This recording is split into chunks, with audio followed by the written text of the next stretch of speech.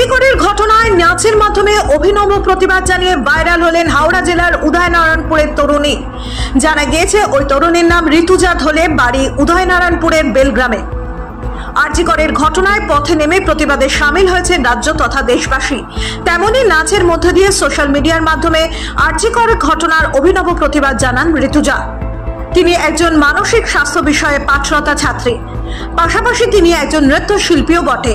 আরজিকরের ঘটনার পর প্রত্যেক দিন প্রতি রাত জেগে আরজিকর মেডিকেল কলেজের সামনে বা আশেপাশে ও বিভিন্ন জায়গায় প্রতিবাদে সামিল হয়েছেন জুনিয়র ডাক্তাররা। তাই উদয়নারায়ণপুর থেকে প্রত্যেক দিন কলকাতায় গিয়ে জুনিয়র ডাক্তারদের সাথে প্রতিবাদে যোগ দেওয়া সম্ভব হচ্ছিল না। সেই কারণে তিনি নাচের মাধ্যমে সোশ্যাল মিডিয়ায় আরজিকরের ঘটনার প্রতিবাদ জানান। তার এই প্রতিবাদী নাচের ভিডিও ঋতুজা ধলে ফেসবুক পেজ থেকে পোস্ট করা হলে হু হু করে ভাইরাল হতে থাকে। বর্তমানে সেই ভিডিও শুধুমাত্র তার পেজ থেকেই ভিউ সংখ্যা দাঁড়িয়েছে 57 লক্ষ। পাশাপাশি তার এই ভিডিও রাজ্য তথা দেশের বিভিন্ন প্রান্তের সাধারণ মানুষজন ভিআইপি থেকে শুরু করে ভিভিআইপি তাদের ফেসবুক পেজে পোস্ট করে ও শেয়ার করে। হোয়াটসঅ্যাপে স্ট্যাটাস দিয়েও জাস্টিস ফর আরজিকর লিখে এই ভিডিওর মাধ্যমেই তারা তাদের মতো করে প্রতিবাদ জানান। আমাদের একটাই বক্তব্য ছিল উই ওয়ান্ট জাস্টিস। আমরা জাস্টিস ফর আরজিকরের জন্য বানিয়েছিলাম। তো সবাই বিভিন্নভাবে, দিদি আগেই বলেছে যে বিভিন্নভাবে প্রতিবাদ জানানো যায়। তো আমরা যখন নৃত্যশিল্পী, তো আমরা নিজেদের নৃত্যের মাধ্যমে প্রতিবাদ জানিয়েছি। দিদি যখন ফোন করে আমাদেরকে জানায় যে এরকম একটা ভেবেছি, তো আমাদেরও খুব ভালো লাগে যে আমরা নিজেদের নৃত্য, যেটা আমরা ছোটোবেলা থেকে শিখেছি, আমাদের এই প্রতিভার মাধ্যমে আমরা একটা কিছু করতে পারবো, একটা প্রতিবাদ জানাতে পারবো। তো ভালো লাগছে। জানা গেছে ঋতুজা দীর্ঘ 16 বছর ধরে নাচের চর্চা করে আসছেন। পাশাপাশি গত 5 বছর ধরে সে তার মায়ের আরাধনা নৃত্য একাডেমিতে ছাত্রছাত্রীদের প্রশিক্ষণ দিয়ে আসছে। সেই ভিডিওতে তিনি ও তার বেশ কয়েকজন ছাত্রছাত্রী মিলে প্রতিবাদী ভিডিওটি বানান। তারা প্রত্যেকেই কলকাতার বিভিন্ন কলেজের ছাত্রছাত্রী।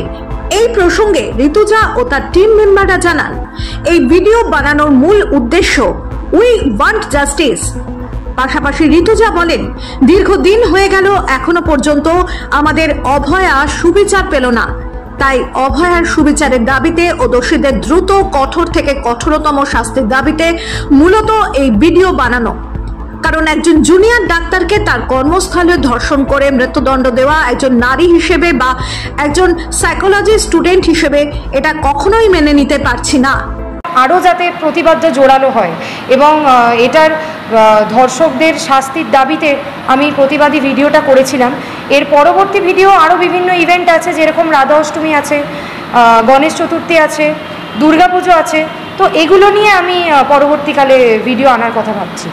পাশাপাশি দোষীদের শাস্তির দাবিতে তিনি বলেন, কেউ যদি ভালো গান পারেন তাহলে তার গান দিয়ে, যদি কেউ ভালো লেখা পারেন তাহলে তার লেখা দিয়ে, কেউ যদি ভালো বক্তা হন তাহলে তার বক্তব্যের মাধ্যমে প্রতিবাদটা জারি রাখুন, যাতে আমাদের অভয়ার ধর্ষকরা কঠোর থেকে কঠোরতম শাস্তি পায়।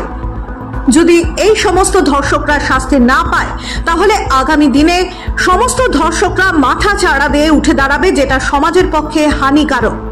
তাই আমাদের এই ভিডিও বানানোর মূল উদ্দেশ্য ছিল অভয়ার ধর্ষকরা যাতে কঠোর থেকে কঠোরতম শাস্তি পান, অভয়া দ্রুত সুবিচার পান, তারই দাবিতে মূলত আমাদের এই ভিডিও বানানো। ব্যুরো রিপোর্ট, বাংলা দর্শন।